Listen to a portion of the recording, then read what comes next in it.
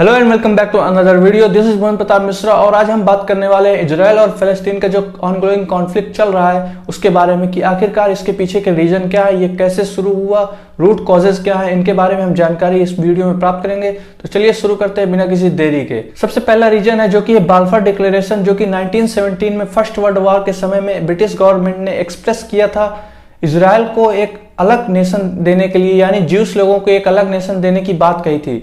हालांकि वो बाद में इसको फुलफिल नहीं कर पाए, जिसके कारण जो इजराइल और फलस्तीन के लोग हैं उनको जाना पड़ा यूनाइटेड नेशन में और उसने फिर टू नेशन थ्योरी का एक कॉन्सेप्ट दिया जिसको दोनों ही देशों को मानना पड़ा। बट ये जो टू नेशन थ्योरी थी ये ज्यादा सक्सेसफुल रही नहीं। इसके कारण जो कॉन्फ्लिक्ट है और बढ़ते चले गए, अरब कम्युनिटीज के बीच में और ज्यूस लोगों के बीच में टेंशन बढ़ती गई और इन बढ़ती हुई टेंशन का ही रिजल्ट था इजराइल और अरब वॉर, जो कि 1948 से 49 के बीच में हुआ। ये इजराइल और जो नेबरिंग अरब कंट्रीज हैं उनके बीच में हुआ, जिसके कारण कई सारी जो फलस्तीनियन हैं उनको डिस्प्लेस करना पड़ा एक प्लेस से अदर प्लेस के लिए। और फिर अगले एक 6 डे वॉर में जो कि 1967 में हुआ, उसमें इजराइल ने वेस्ट बैंक, गाजा स्ट्रिप और ईस्ट जेरूशलम को ऑक्युपाई कर लिया, जो कि प्रेजेंट टाइम में मेजर टेंशन का कारण है।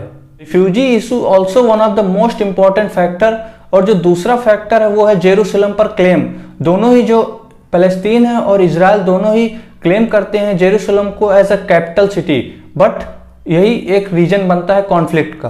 दोनों ही देशों इजराइल और फलस्तीन के बीच में पीस स्टेब्लिश करने के लिए कई सारे प्रयास किए गए इंटरनेशनल कम्युनिटी के द्वारा, जिसमें कि ऑस्लो अकॉर्ड और कैंप डेविड समिट कुछ इंपॉर्टेंट समिट्स हुई हैं, जिसमें कि ये तय किया गया है कि दोनों ही देशों को टू नेशन थ्योरी पर काम करना चाहिए। हालांकि ये हमें सक्सेसफुल नजर होता दिख नहीं रहा है। प्रेजेंट टाइम की जो सिचुएशन है गाजा स्ट्रिप पर चल रही है वो इसका रिजल्ट दिखाती है कि ये कहीं ना कहीं सक्सेसफुल नहीं है।